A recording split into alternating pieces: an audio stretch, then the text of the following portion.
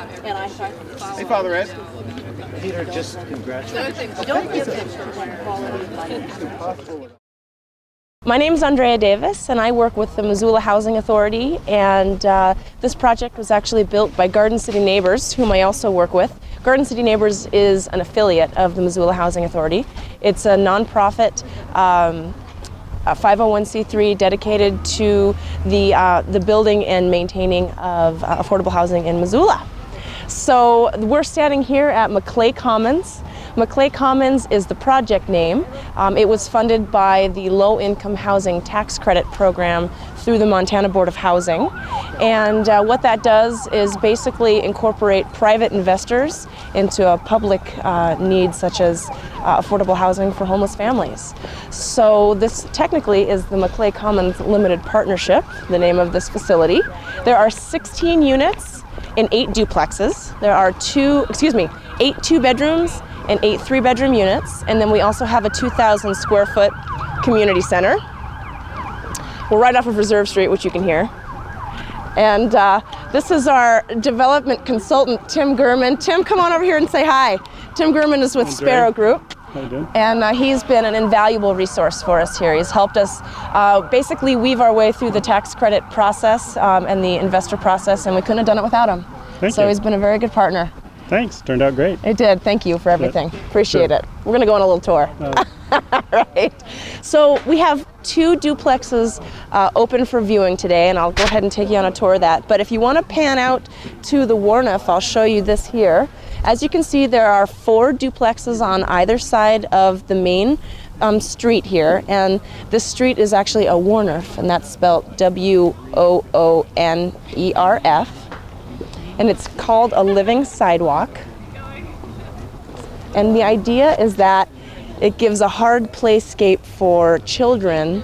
It also serves as the driveway to the parking spaces. So the idea of using colored concrete rather than asphalt actually psychologically makes people slow down in their vehicles. It's been used in other projects here in Missoula. Homeward uses this type of format. We have this here at Maclay Commons, and we also have a 6-unit public housing project that we're building just down the street, and it's the same type of site setup. We're limited here, as you can imagine, for space, so we try to maximize our play space as much as possible. Behind us, next to the community center, will be a playground eventually, once the springtime rolls around and we're able to install it. That was received from a grant through Playtime, and the Poverello Center actually fundraised for the remainder of that playground. This site, the Missoula Housing Authority has owned this site since 1998, and originally it was designed as a planned unit development in terms of zoning, and it was 3 sixplexes and a big parking lot. And when we sat down with the Poverello Center to come up with this design, we realized that somehow simulating a realistic neighborhood was more advantageous to their program. You know, they're stabilizing families to break the cycle of homelessness. So what we did was we created 4 duplexes on either side of a street and a community center. And I would, bet anybody to come down here and assume that this is affordable housing. We're extremely excited about the design. It was Oz Architects. Marty Noyd was the principal architect, and Rex Thompson was our project architect. And they did just a fantastic job with coming up with bungalow-style duplexes, and it's very colorful, and it really just emulates a happy place to be. Our contractors here were Edgel Homes Development, and they were just a fantastic group of people to work with. Actually finished the project before the end of their contract, and here we are. We're in a good place. So we're actually going to lease up with tenants on Monday, February 6th. We'll have 10 families moving in, and that means we've got 6 left to lease up, and we feel by the end of February we'll be 100% leased up. So let me go ahead and take you on a quick tour here. You can see here that we actually did some colored concrete on the Warniff. Again, just to break up that spatial vision, it is pretty remarkable.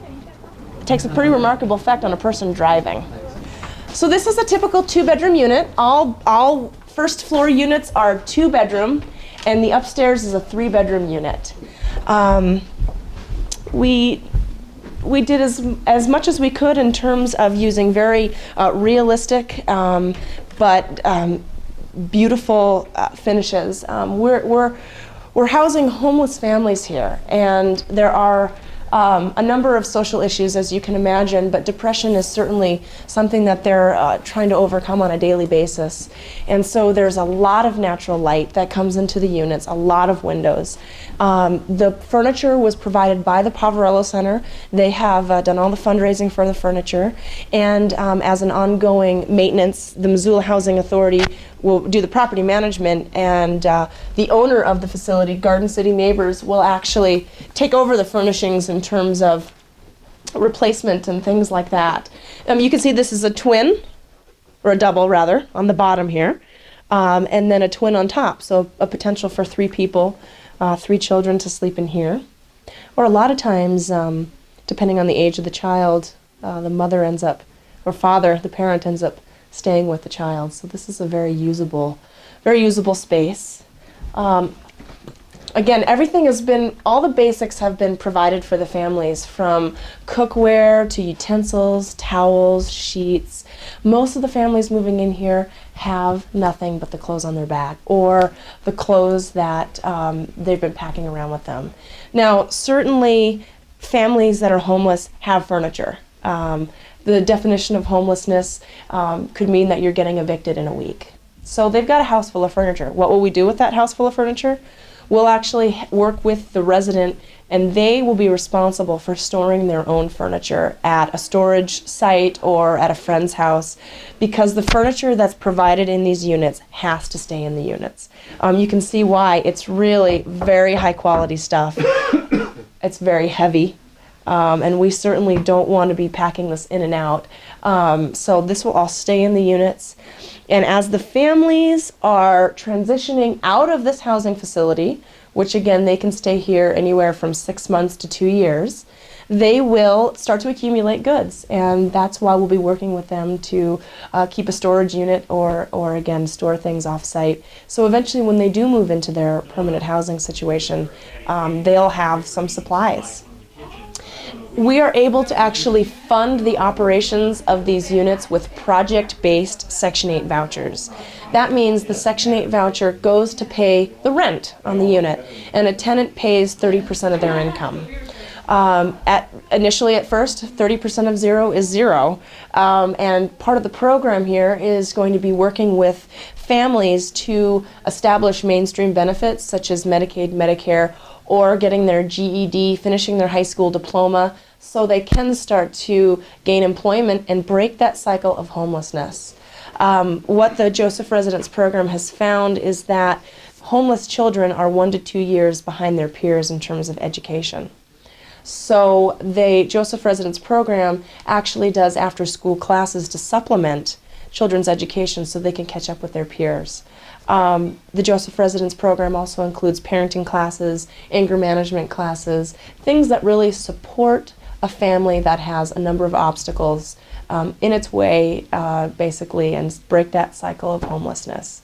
So we'll continue the tour here. This is the second bedroom on the main floor.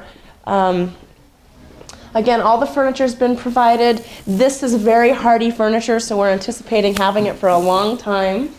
But the kitchens are fully stocked. There was actually 16 churches that donated all of that basically adopted every kitchen and every bathroom.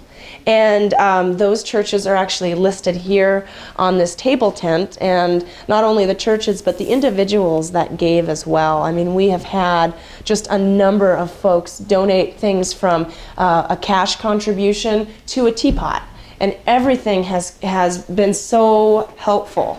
You can see here that it's a fully equipped kitchen. This is actually a fully accessible unit.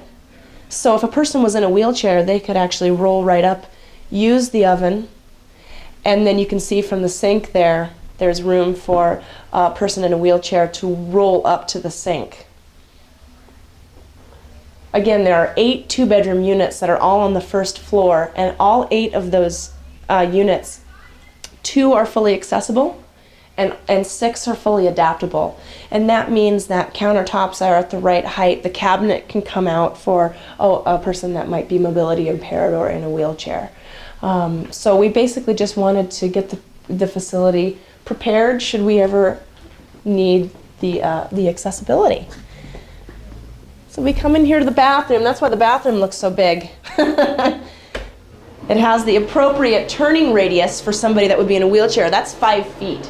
That's required for the proper turning radius. But again, these bathrooms they're all a little bit different because they've all been adopted by a different church. And so it's really fun because they all have their own character.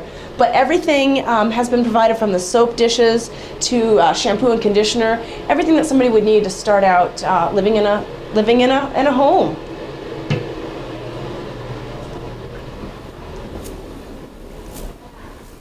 Washer and dryers have been provided. Again, all of this stays with the unit when the family moves out, but we will provide them with starting supplies such as cleaning products, their sheets, their towels, things like that they'll move with. This is the master bedroom on the second floor. As you can see, ample space in the units here, large closets. We're really happy with the way everything turned out.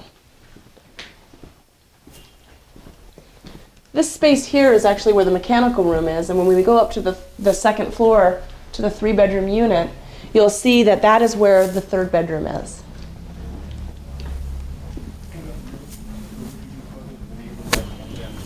Hi. How are you? Good. Good. Shall we head up to a 3-bedroom unit? Okay. You see it. God, we brought it to you first. Hi, Matt. How are you? Good, how are you doing? I'm very good, thanks. This is Matt Rude, who is the multifamily program manager at the Montana Board of Housing. And if it wasn't for Matt and his program, this facility would have never happened. We're doing a quick little MCAT interview. Okay. So, Matt, thank you very much. I'm betcha. so glad you made it today. It's a great project. Fits into the community really well. Well, thank you. We're very happy with it. I think the people that are going to get to live here should be very happy when they I think so move in. too. I think so too. But the furnishings and the facility itself has really come together nicely. It has. I'm glad you're here. Thank you. Thank you. Thanks for coming. Hi, Justin. Hello. How are you? I'm good. Hurt yourself? I did. Glad you made it. Thanks. You okay? Yeah. Okay. Good deal. I'm not going to tell you the story. Justin also works with the Montana Board of Housing. I definitely want to hear it later. All right, let's take a quick tour on the 3-bedroom unit here. No elevator buildings, so all 3-bedroom units are accessed on the second floor of each duplex. As you can see, there's a big area in here to take off shoes. There's cardboard today, so we don't ruin the floor for the tour. But there's ample space for people to take off their shoes and hang their coats.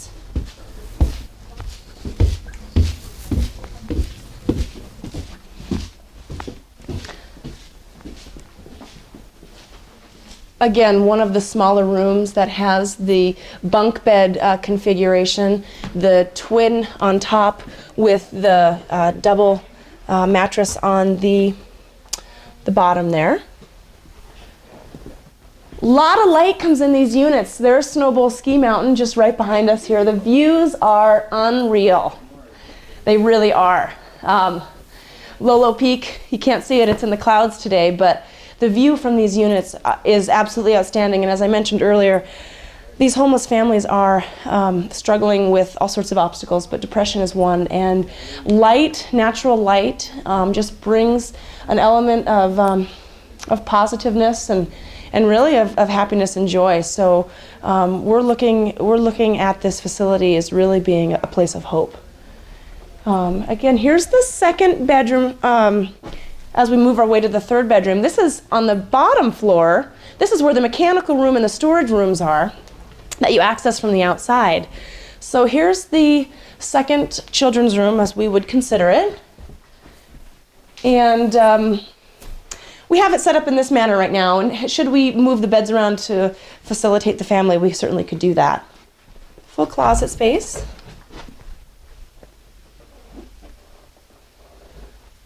So the Missoula Housing Authority will be the the property manager for this facility, and we'll actually hold leases with the tenants. But the Poverello Center's Joseph Residence Program, they're actually the social service contractor is how we could think about it. The Joseph Residence Program is an existing program in a building up the Rattlesnake. It's an old nursing home. There are 9 units that have been kind of cobbled together out of these old nursing home units. There is no individual apartment. So all in the existing facility, the families get together and do all of their cooking communally, the living room is communal, and it's good in some respects because they actually get together and socialize. In other respects, it actually provides for some conflict. So we're hoping with this configuration, families will actually have the opportunity to live like normal families. Regardless of the homeless situation they're in, they'll have the opportunity to work on those skills, such as education, anger management, things like that. You can see that this bathroom's a lot smaller than the other one. It doesn't have to be accessible because we're on the 2nd floor. This is a more normal sized bathroom, I think, that we're all used to seeing. And then this is the master bedroom. Again, beautiful views.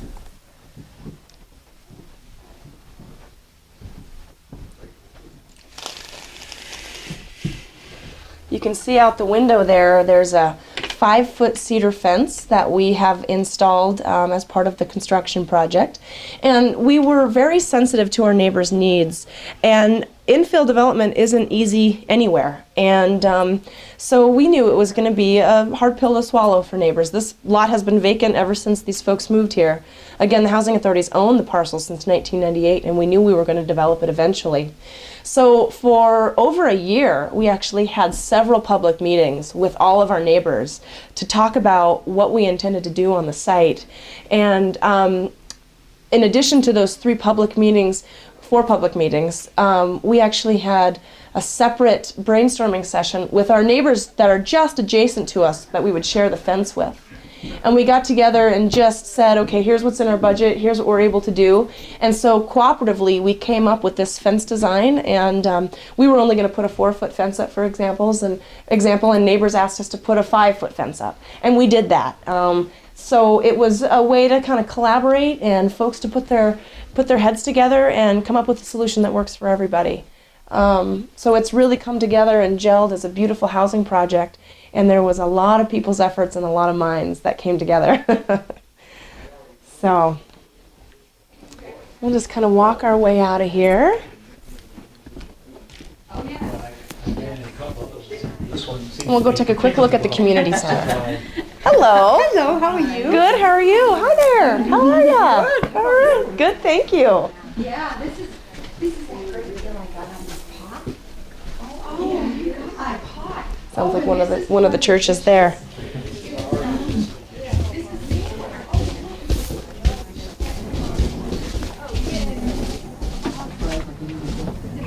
Yeah. Then what gets reported back? Hello. Hi. How's it going? Good. Some very invaluable housing authority staff here. This is Heather, who you'd hear at calling the front desk at the reception. Mellifluous. Something like that. And Elizabeth there, able to actually come out of the trenches today so they can come enjoy a little celebratory party over here. Thanks for coming. I would love to be a fly on the wall the day the kids and the families move in. Me too. You know, me too. the kids moving around. Can you imagine how exciting? Yeah. And none of them have seen these yet, is that correct? None of them have seen any of the units. They're going to get their own tour here in a couple of days.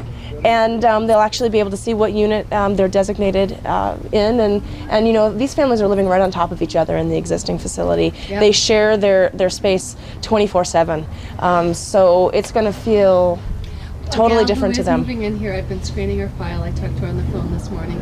She said, "You have no idea how excited I am about this. I'm going to be able to come home at the end of my workday." She just got a job, and they'll have breathing space. All right. All right. Word for us.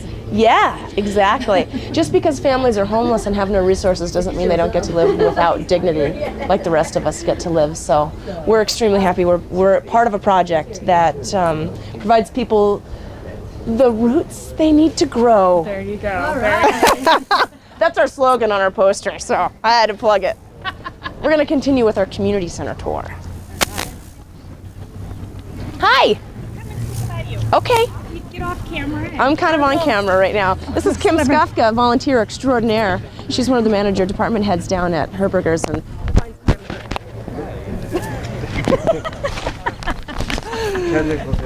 busy schedule. Technical difficulties. Hang on. There we go. But Kim is one of the many volunteers that actually came down and helped assemble the furniture. And if it wasn't for people donating their time, their energy, and their resources, this could have never happened. So Kim, thank you so much for the work you've done. I really appreciate it. We'll be in touch. Wonderful cause. Have a great day. Thank you. You and your glory. You too. Oh yeah. This is the fun part. Follow this girl around. She loves the camera. Give her the lens. She's Whatever. like all over it. Hi guys. Volunteers extraordinaire. Okay, we'll talk to you soon. Okay. I'm doing a quick tour. I'll be right back. So this is a 2,000 square foot community space. Realizing how important common space is to the program. A place for people to break bread together, a place for people to convene and have a cup of coffee, vent about something, brainstorm together. So this community center will actually facilitate parenting classes, supplemental education classes for children, daycare, there'll be a computer lab, and this is where the Joseph residence staff has their office, and this facility will be staffed 24 hours a day, 7 days a week. So we clearly had to have a place for them and a place for the residents to convene. This community center has actually been named for William J. and Mary Maclay. They provided a donation for the facility, which again, without people donating their time and their valuable dollars, this could have never come to be. Ooh, architects and contractors extraordinaire. I'm doing a quick little MCAT interview. This is Dave Traver. Dave Traver is the project manager for Edgell Homes.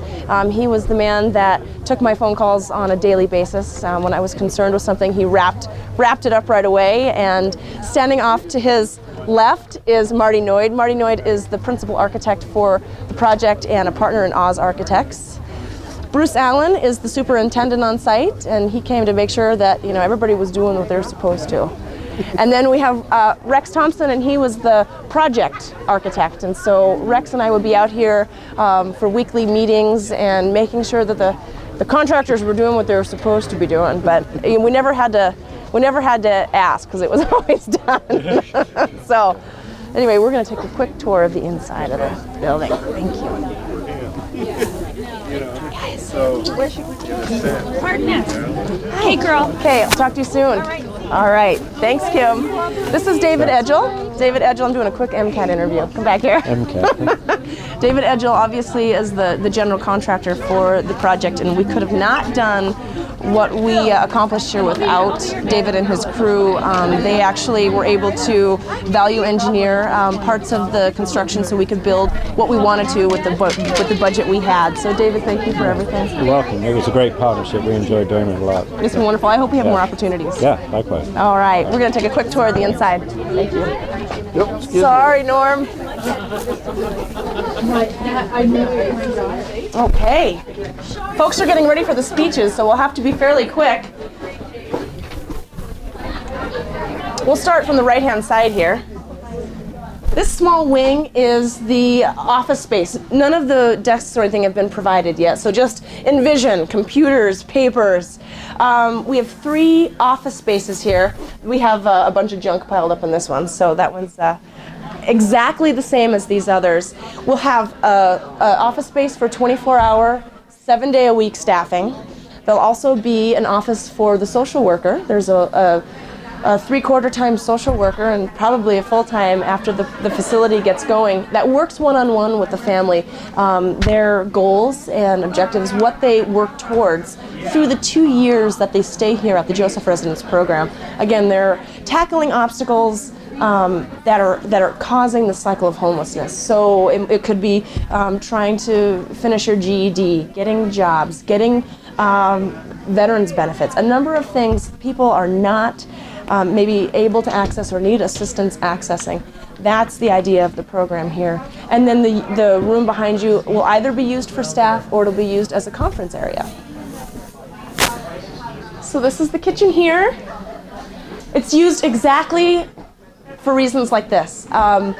As you saw, each unit has its own kitchen, so folks are going to be cooking their own meals, and again, that's going to be one of the life skills classes that are taught. You know, how do you make a meal for under $10 and freeze some? You know, how do you feed your family for a $10 bill for 2 days, for example? There will be public meetings and community meetings. The residents will come into the space and have a communal dining experience. You can think about for people's birthdays. A parent, for example, can check out the community center and hold a child's birthday party here in the space. So there's just a lot of flexibility. As you can see, as we look out into the rest of the community center, there is doors that actually pull shut on the kitchen here to block it off. Hi. How are you? Congratulations. Thank you very much. Wonderful. Oh, thank you very much. Gypsy Ray, Executive Director of Mountain Home. Hi. We're on a little MCAT interview. Oh, great. Wonderful. Well, it just looks awesome. Thank you. Appreciate it. I'm glad you came. Finally. Yeah, exactly. Project that never died. Long time coming. How we doing? 3 minutes. Okay.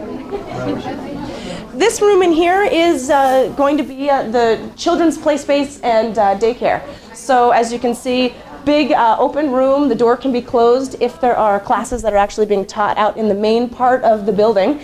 No carpet to mess up, so kids can play with whatever they need to, Play-Doh, this or that. There will be tables set up in here eventually and desks because it will be used as a classroom space as well. But the whole building is very flexible. So if the Poverello Center gets in here and decides, you know what, this room would actually be better as a computer station, then we can do that. We can do that. We can switch things around. This is the main part of the community center here. And it's, as you can see, it's being used as one whole room, but there are accordion doors that can actually make this into 3 separate rooms. Again, for classroom space, meeting space, things like that. Because it's just such a huge project.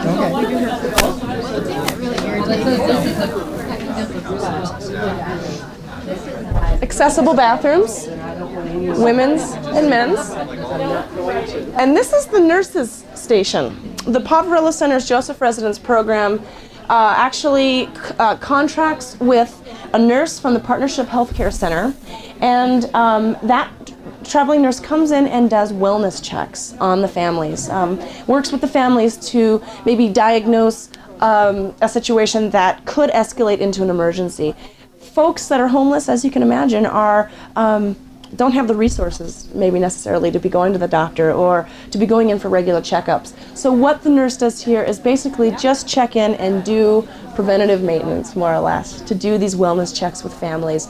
And then if there is a serious situation creeping up, it's not an emergency where the ambulance has to actually come and pick up somebody, but can be taken care of on more of a systematic basis. So this was a very integral part of not only the social and the mental well-being of families, but the physical well-being. All combines, all goes together. So come on out, let's go hear the speeches. Frankie, volunteer and everything coordinator for the Poverello Center. Nice to see you today.